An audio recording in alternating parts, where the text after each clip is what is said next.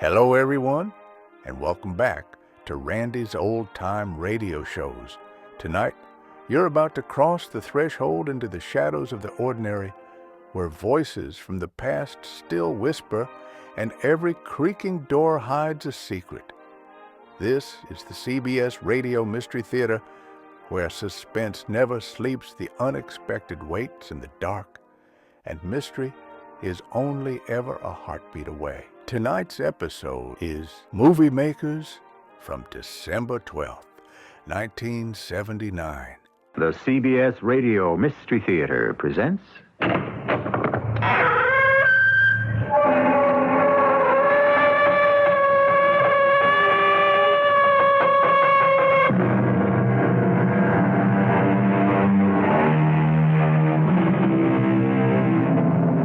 Come in. Welcome. I'm E.G. Marshall. Welcome to the universe. We have wonderful things for you to see. We have stars being born and galaxies exploding. We have spaceships plunging into the void and mysterious planets beckoning their crews to adventure. We have alien creatures, pitiless and pitiful, monsters, fierce and friendly, scientists, mad and sane. We have them all because you have your imagination, and you can see wonders more wonderful than any movie screen can show. In fact, the story you're about to hear is about a movie screen, the strangest anyone has ever seen. Are you telling me, seriously, that you have movies of my life? Yes, Dr. Seville. Movies of your life. Your whole life. Would you care to start in childhood? But that's impossible. Watch the screen, Dr. Seville. Good Lord. It can't be. It's my father. But so young. It just can't be.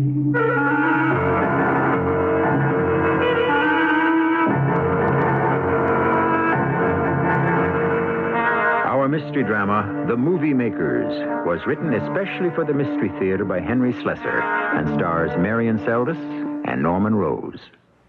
It is sponsored in part by Contact, the 12-hour cold capsule. I'll be back shortly with Act One.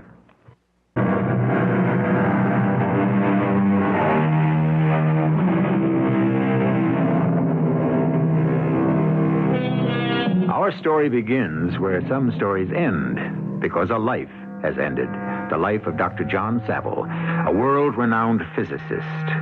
The Saville theory of dual entropy will become standard among scientific principles, and for the next century, scientists will debate whether or not Dr. Saville's theory of space heat would have been proved valid if the great man had lived. But Dr. Saville is dead. His work lives on, his memory, and his widow. Please come in, Martin. Oh, thank you, Vera. But I really think you should go up and rest now. Funerals are very hard on the living. I must talk to you. Maybe you'll finally tell me the truth. About why I went to a funeral this morning. About why my husband shot himself. Oh, Vera. Don't give me that suffering look, Martin. Save it for your students. I know you'd like the whole world to believe it was nothing but an aberration on John's part, a momentary act of madness. He was overworked. John has been overworked all his life.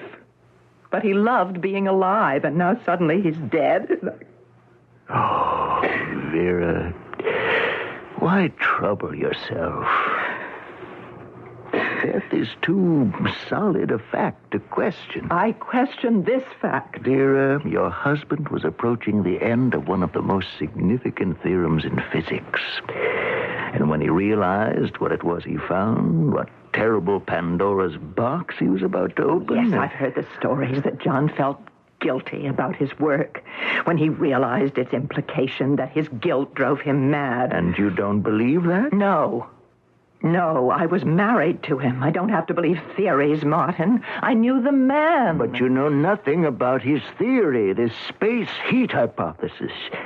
Do you realize what kind of military end could have evolved from it? Did you see the interview in Science? In News Weekly with General Fletcher, a planet wrapped in flame. That's a horrifying thought, isn't it, Vera? And that was the thought John had with him for months now. I just don't believe it. You told me he'd leave the house frequently. But yes, every day, for hours. I don't know where he went. I still don't know. Never mind. We have more practical things to talk about. Practical? Legal things, Vera. We have to probate the will, get John's papers together. We'll go over them tomorrow. You know where he kept everything? Yes, his wall safe. I have the combination. I'll open it tonight. You do that. And, Vera, don't think of the way John died. Think how he lived.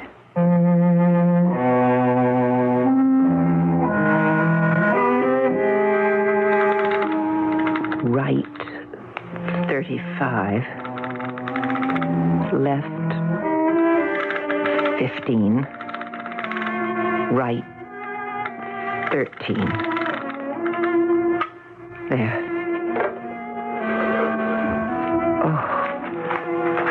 Oh, so many papers. Well, they'll have to be sorted out. Let's see. Oh, here are the insurance policies. These must be his work notes. I'll have to give them to Martin. What's this? Another notebook with a rubber band around it. I wonder if John could have kept a diary. Something wrapped around this. A letter? I remember when this arrived. It was a Saturday morning. John always shared the mail with me, but this letter, he kept silent about, and I never did know why. Let me see. Dear Dr. Saville, your interest is kindly solicited in a unique proposition we would like to offer you. What a funny sort of sales letter. Unknown to you and by means of a process hitherto thought impossible, our organization has been photographing your life since the date of your birth on October 2nd, 1921. For heaven's sake. As a scientist, you are certain to realize the enormous complexity of such a photographic undertaking and the amount of research it required to unearth the radical new concepts involved. We are offering private screenings of these films to the selected group of individuals upon whom we have been experimenting. We plan to limit these showings to 1 hour daily and are forced to charge a minimum fee of $100 per visit. The films will be projected at our own offices at 420 Oak Road, Carrington, Massachusetts, which is 18 miles north of Boston. If you are interested in a trial session, we would be pleased to have you call at our offices on Thursday of this week at 10 a.m. Good Lord, I wonder if John actually... Oh, wait, now there's more. There is one other consideration. We ask that you maintain complete secrecy about our organization. We are not yet ready to make our process public, and for this reason, we request that no one, not even your closest kin, be informed about the contents of this letter. Failure to comply will result in a withdrawal of this offer. Yours very truly, Howard Frank, Vice President, Life Films Incorporated. But it has to have been some kind of hoax. How could such a thing be possible? I wonder if John's notebook... Let me see. The letter was dated the 5th. Thursday of that week would be... Here's the entry, yes. June the 9th. The first entry. The very first. This has been an extraordinary day for me, and worthy of being recorded in a special journal. 1 hour ago, I returned from a small town called Carrington, some 18 miles from the city of Boston.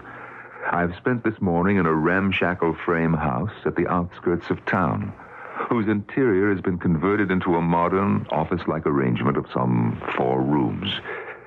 And in one of those rooms, I have been watching myself as a youth of 27 attending a small gathering at the home of a man who's been dead for 10 years. I realize that I am writing this with unscientific detachment, but this experience has shaken my soul like dice in a gambler's cuff. I will try to start at the beginning.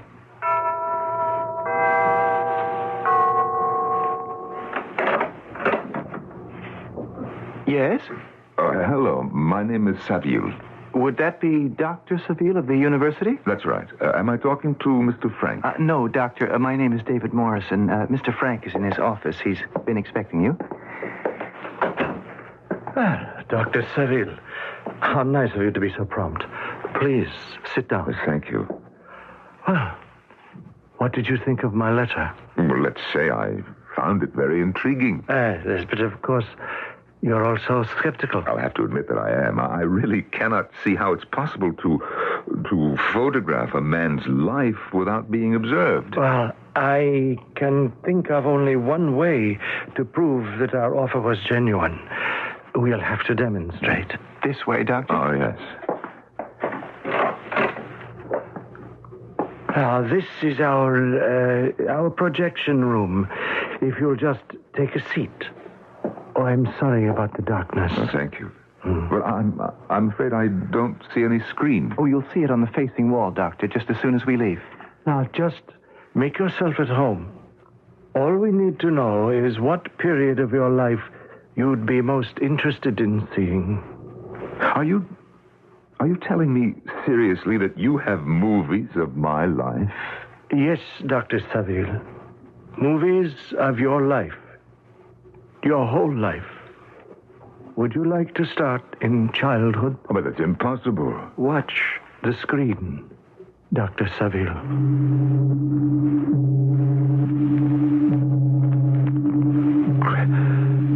Great heavens. It can't be. It's my father, but so young. It just can't be. Please. Now try to think of some specific event you'd like to see. The more specific, the better. All right, but I don't know the exact day. It was around the middle of May in the year 1946. It was the day I first met my wife, Vera. Do you think that you could locate that exact film? Of course. It won't be any trouble. It was a small party at the home of a Mr. Hugh Donato, a colleague of mine at the university. Dead now. It will take just a few minutes. Now, just relax. I'm sure we'll have no trouble finding the exact film.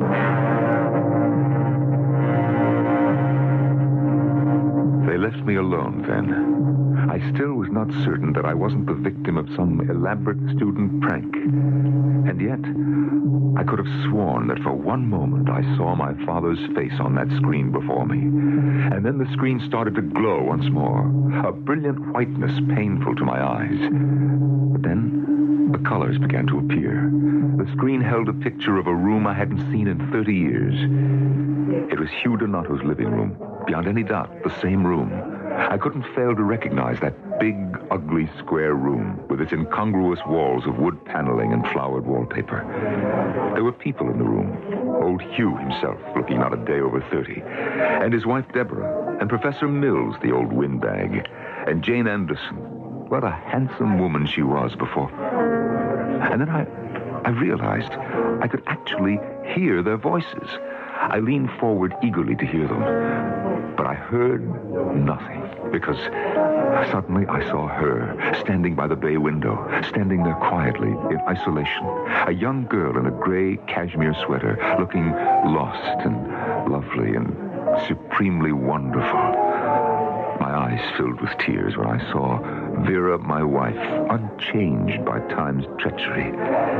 And then I saw myself. I was speaking to her, and she was replying. I know.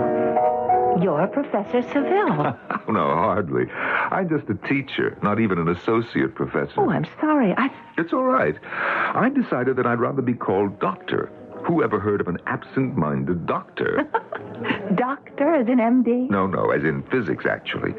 By the way, did you tell me your name yet? It's Peterson. Vera Peterson. I'm in vocational guidance. Do you know that you're squinting, Vera Peterson? What? You are definitely squinting at me. Well, I don't know what you mean. Look, I've seen you around the university, and I happen to remember that you wear glasses. Where are they now? Well, they're in my purse, if you really want to know. Well, I think you ought to wear them. You do? Certainly. How else can you know what I look like? I might be a veritable Mr. Hyde, for all you know. Instead of Dr. Jekyll. Go on. Put your glasses on. I might have just the impudent charm you like. All right, I will. There. You know something, Miss Peterson? You should never worry about wearing those glasses. I mean all the time. Nothing in the world could hide the beauty of your eyes. Can it really be true? Did John really see these things? Let's see what's on the next page. It wasn't until I was back on the highway, heading for home, that the full impact of what had occurred struck me. I knew that I had just witnessed a great scientific mystery, a secret which my scientist's mind should have coveted.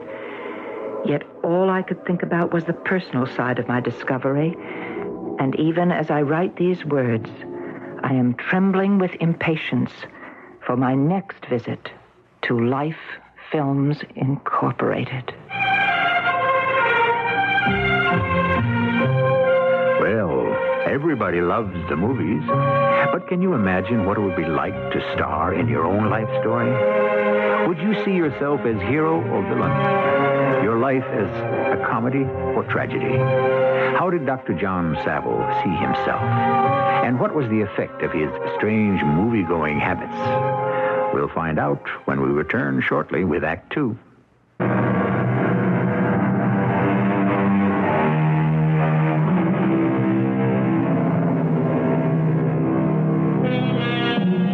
Vera Saville, widow of the renowned scientist Dr. John Saville, sits in the dim study in which her husband had spent long hours studying the mysteries of the universe, and ponders another mystery, the strange journal left to her as a legacy from her husband. A journal which tells the incredible story John Saville had kept secret from her. June the 22nd. Shall I tell Vera what I have seen? Shall I jeopardize this opportunity to relive my life in the strangest of all possible ways? I am caught up in an inner conflict that cries out for resolution. How have they performed this miracle? What wizardry has allowed them to put on film my every living deed without my knowledge? How can I, a scientist, not demand to know the answer? And yet, I cannot. I am so deeply entangled in the net they have cast that I lack the will to do anything. Every hour I have spent in the Carrington projection room has been infinitely precious to me. The past has become more real and more important to me than the present. Today, for instance, I spent an hour on a train with my father. I was on a transcontinental Pullman, sitting in the dining car, watching the towns and farms of America flash by the window. My father had some interesting tale or legend to recount about everything we saw. For his engineering work had given him the opportunity to know every state in the Union with a hometown familiarity. I remember how fascinated I had been by his stories when I was 14. That was the age of my trip. And how sad I was to realize now what a terrible old bore my father was. What a stuffy, pompous, wonderful old bore. How could I surrender such delights, even in the name of science?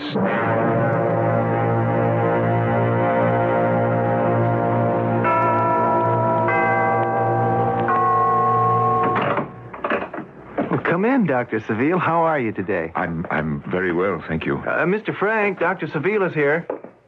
Well, hello, Doctor. Come right inside. We've been waiting for you. Yes, thank you. I've located those films you asked for. The dinner at the Waldorf Astoria. You did say the award date was September the 10th? Yes, that was the date.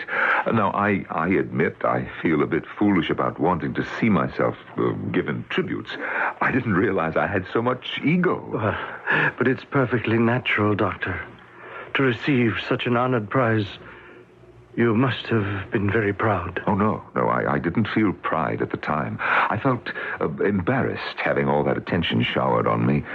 I would have much rather been at home in my study or in a classroom. But for some reason, now I would like to see it all again. It must be old age. You are not an old man, Dr. Seville. There are many things in your life yet to come, I am sure. But you're not photographing me now, are you? The process isn't continuing. No, Doctor. Our experiment is over. Now, all you have to do is enjoy it.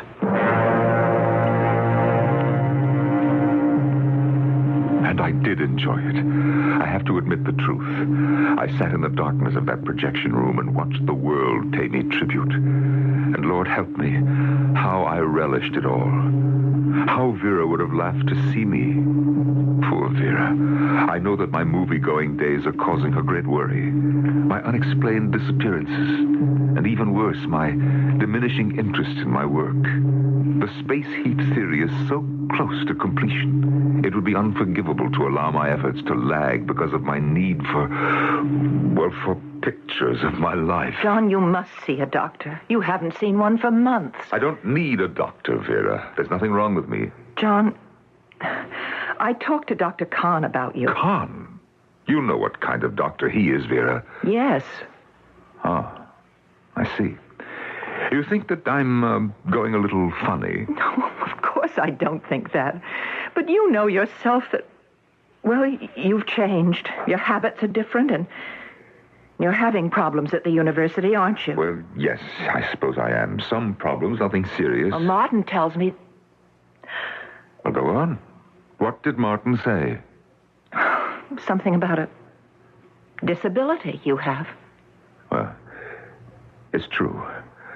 Something strange has happened to me, Vera. I cannot explain it. I'm sure that it's only temporary. Please tell me, John. Vera, I seem to have forgotten some basics. It's very strange.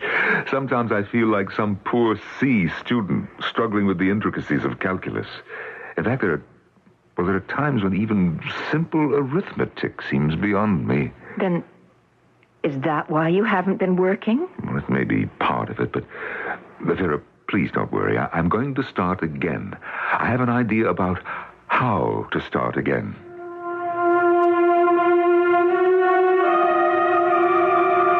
Yes, I had an idea. You might call it an inspiration. Didn't the files of Life Films Incorporated contain every waking hour of my life? Watching the films, why couldn't I quickly reorient myself to the foundations of my work? It would be a refresher course, and I would be my own instructor. This morning, I viewed the scene in my study when I had first glimpsed the secret of space heat. The blackboard covered with equations was a friendly sight, and as I studied it eagerly, a sense of elation came over me. But when I arrived home and made myself a makeshift lunch at 2 p.m., the terrible truth struck me. It had all been so clear on that screen in the projection room, but now, sitting in that quiet kitchen, the film seemed like a long-forgotten dream, a hazy memory from the distant past. The cosmic sense of all I had seen on that blackboard had become meaningless. I could recall nothing, absolutely nothing. September 13th. I did not go to Carrington today. The effort was monumental. I left the house as usual, not wanting the change in my routine to be noticed by Vera. Instead, I drove the car through the countryside in an effort to clear my clouded brain. The attempt was unsuccessful. I could think of nothing but that narrow room at Carrington. I craved the comfort of that armchair and screen, the way an addict must crave his narcotic. Those hours now are essential to my existence. I must have them at any cost.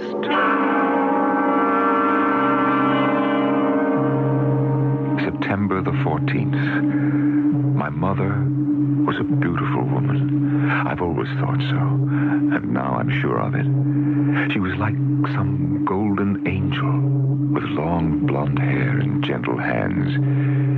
She died when I was only 5, but I've spent an unforgettable hour with her on this, my birthday. Even now, locked in my study, while Vera pleads with me on the other side of the door, my eyes are full of tears. Why can't they leave me alone, my so-called friends? Martin, it's the only way. I asked Dr. Kahn to come to the house tonight just to observe John, to tell me what he thinks. Well, it won't work, Vera. You can't treat an unwilling patient. Oh, I don't want him to start treating him. I want him to tell me what's wrong. No, Vera, no doctor will make a diagnosis on this basis. I'm surprised Dr. Kahn agreed to all this. Oh, he doesn't really know. I just asked him for dinner. He's met John before, you know. He's met him at least a dozen times at those award dinners. I still say it's the wrong way to solve the problem. You must convince John to see someone. Convince him that there's a need. But I've tried that, and I've failed. I've got to try something else. Well, what are you two conspiring about? Evening, John. How are you feeling tonight? I feel fine. Shall I take my temperature for your benefit? Oh, really, John? I'm sorry, Martin. It's just that I've become so sick and tired of people asking me how I am. Martin, you can stay for dinner, can't you? Oh, I really don't think I can. Please, you've got to stay. Well, of course, Martin. Why not? I'm not really good company at dinner, as Vera will tell you. It'll be much nicer if we're a threesome. It will be a foursome, John. 4? I invited someone else, another old friend. There he is now. Excuse me. But Vera. Please come in, Doctor. Did she say doctor? Well, it's starting to rain a bit, I'm sorry to say. Let me take your coat. Well, I never did learn the art of remembering my umbrella. Well, good evening. Oh, hello, Victor. Yes, Martin, how nice to see you. And you, John? John, you remember Dr. Victor Kahn, of course. No, I'm afraid I don't. Well, something tells me you're surprised to see me here, John. I heard my wife say that you're a doctor. Well, you know Dr. Kahn is a psychiatrist. Well, in fact, the two of you shared the same award last year, remember? No, I don't. I don't remember anything about it, and frankly, I don't see why I should share my dinner table with a stranger. John, how can you say that? I'm sure that you have regular consulting hours, Doctor. I don't intend to consult you on my dinner hour. Now, if you'll excuse me. John, wait. I think there's a misunderstanding. I thought we'd become friends. Friends? I never saw you before in my life.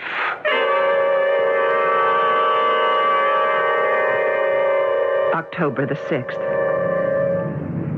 It's the last entry, the last page. October the 6th. My hand is shaking. I can barely write these words. Today I have had terrible news. I cannot believe it. I'm sorry, Dr. Seville, but I'm afraid we cannot show you a film today. Not show me. But why? I have the money. I am really very sorry. You see, the projection room has been dismantled. What? But why? Is there some problem, something that has to be repaired? It's been dismantled, Doctor. What does that mean? I'm afraid that you will not be able to continue your visits here. This business has become, well, unprofitable for us. Oh, but I'll pay you more. It doesn't have to be only $100. I can raise more money, I promise you. It isn't that simple. But why are you doing this? Tell me. We're very grateful for your patronage, Dr. Seville, believe me. But our experiment is over. It isn't fair. It's just not fair. There are 1,000 things I want to see. Please, I beg you not to do this. I beg you.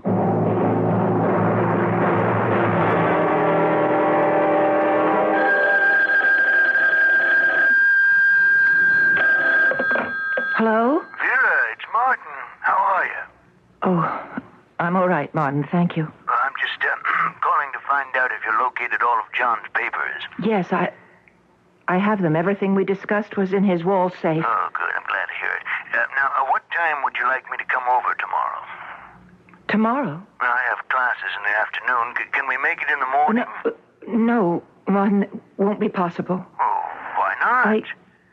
I won't be here tomorrow. I'm going somewhere. Where? Well, not to your sister. You said you wouldn't leave for at least a month. We'll just have to make it another time, Martin. I'm sorry. Very well, Vera. Goodbye. Goodbye. Now, what was that address again? Oh, here it is. Life Films Incorporated, 420 Oak Road, Carrington, Massachusetts.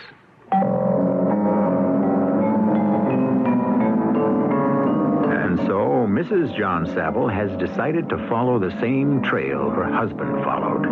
What will she find there? An answer? Or perhaps more tragedy? We'll find out exactly what happens at 420 Oak Road when we return shortly with Act 3. This is WDB.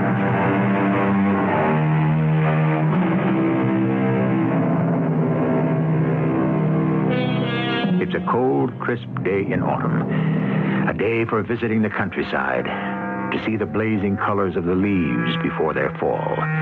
But the eyes of Vera Saville behind the wheel of her car seem to see nothing but the road ahead. Even as she drives, her mind is full of doubts that she will find anything at all at 420 Oak Road, either because its occupants have moved on or because those occupants had never been there.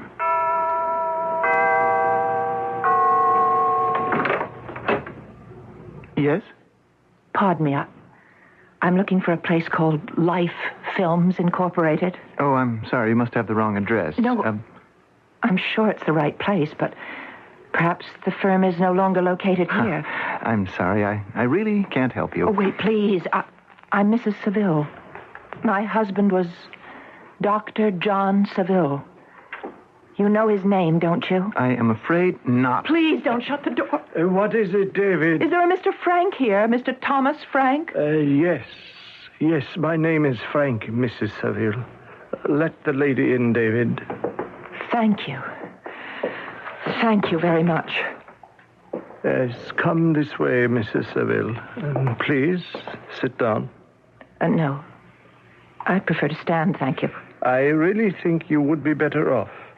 This chair is quite comfortable. Very well. Now, tell me what we can do for you, Mrs. Saville. I know what you're thinking. Pardon? You're thinking that John disobeyed your instructions, but you're wrong. He never told me about you or about this place. He kept a journal, a record of his visits here, and I found it after his death. You have our deepest sympathies, Mrs. Saville. Your husband was a great man. Thank you. You should know, of course. You should know everything about John. Mrs. Saville. I've read about your movies. It's difficult to believe that such a thing can be done. But as the wife of a scientist, I have more liberal ideas, perhaps, concerning what is possible. Yes. Many things are possible, Mrs. Saville. No one knew that better than your husband. He was a brilliant man. But what he accomplished in his lifetime was no greater than your own achievement. Oh, we did not invent the life film process, ma'am. We are merely, salesmen. Ah, well, you have an amazing product to sell. Truly amazing. A filmed record of one's own life. Very ingenious. But in this case, your ingenuity killed my husband. Oh, we cannot believe that, Mrs. Saville. You did. Read his journal. Read it and you'll see. These films of yours destroyed him. They destroyed his will. They were like a drug to him, like an addictive drug. And then you cut them off. You stopped them, and he couldn't bear it, and he killed himself. That wasn't the case. It's the truth. Read the last entry. The pain he felt, knowing that he could no longer visit his past, see his life relived. Mrs. Seville, you must hear our side of the story. I know you're overwrought, but we deserve a hearing. Yes, that's why I've come. I want to know how you can justify what you've done. Oh, very well.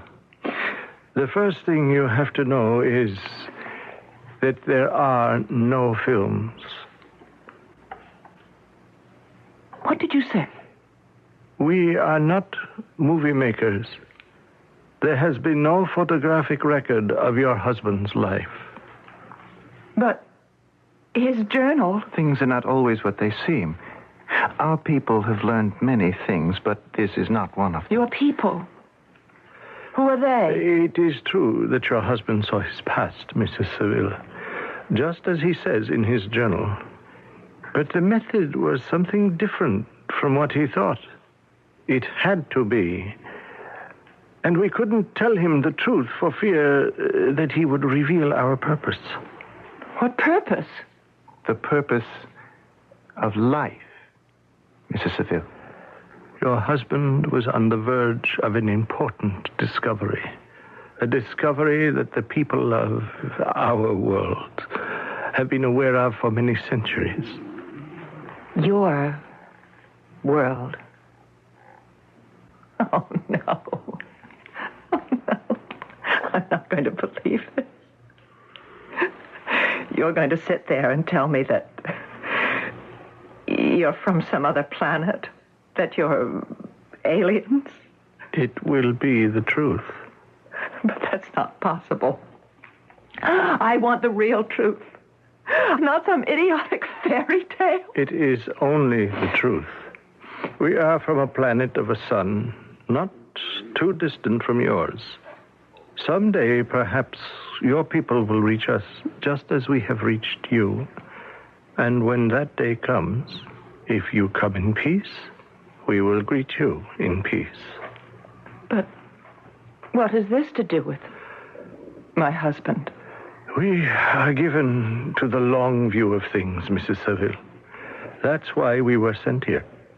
To prevent your husband's theory from being born before its time, before the people of your world were able to cope with its dangers. We had to stop him. You mean to kill him? Is that what you were planning to do? Kill my husband? No, Mrs. Seville. We are forbidden to take life. There are laws in your world which also forbid it, but those laws are only in your preachings. Our law is integrated in our minds and bodies and souls. Oh, I see. So you arranged for him to kill himself? No, that was not our intention. We deeply regret this tragic outcome. Please believe us, Mrs. Seville. All we wanted to do was to make your husband forget. But how? By destroying his mind? We hope to have him forget only enough to make completion of his work impossible. Yes, come with me, Mrs. Seville. I want to show you our projection room.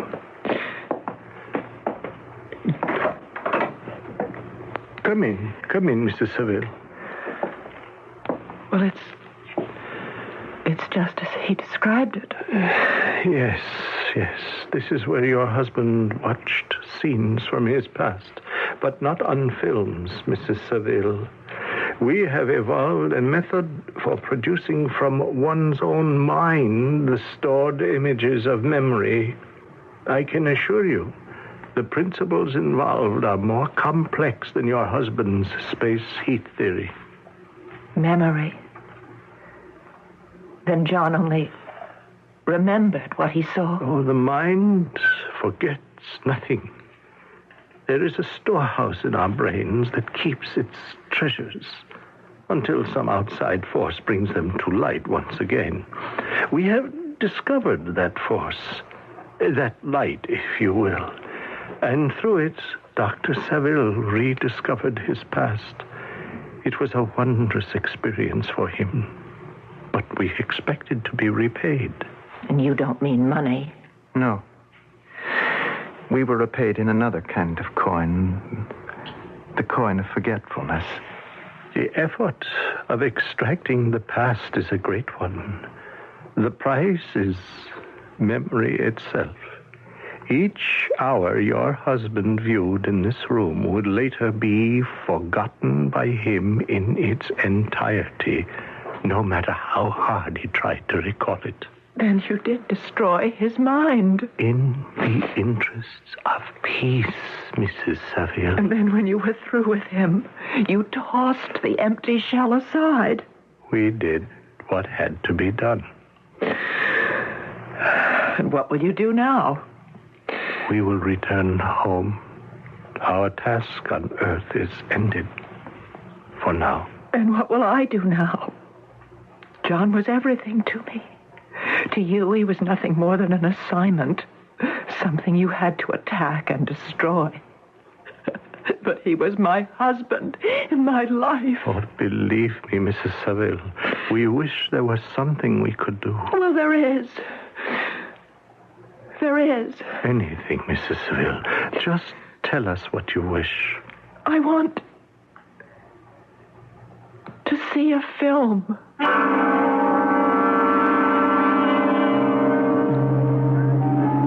Do you know that you're squinting, Vera Peterson?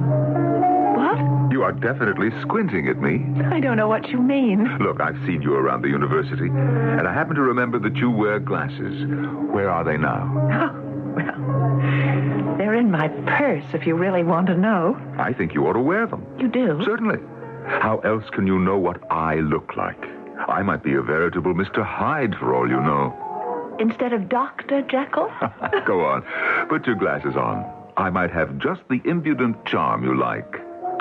All right, I will. There. Well, what do you think? Well, you're not Mr. Hyde.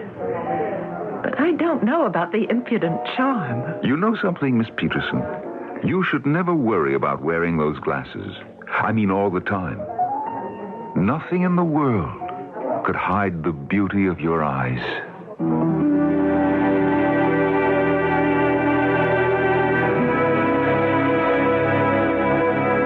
Yes, you've guessed it. You've just heard a love story. But why not? Is there anything more wonderful, marvelous, or mysterious than love? We suspect that it is one earthly phenomenon that man will take with him and her to the outer planets. That romance will follow the rocket ships, that valentines will be sent on Venus, that wedding rings will be worn on the rings of Saturn. I'll be back shortly.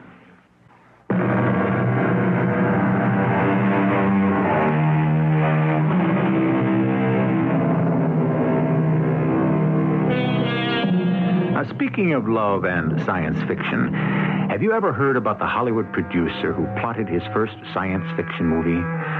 Boy meets girl, boy loses girl, boy builds girl.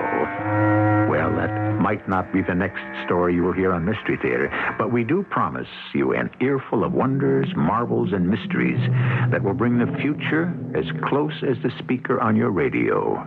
Our cast included Marian Seldes, Norman Rose, Russell Horton, and Earl Hammond. The entire production was under the direction of Hyman Brown. Well, folks, that's all for this episode here on Randy's Old Time Radio Shows.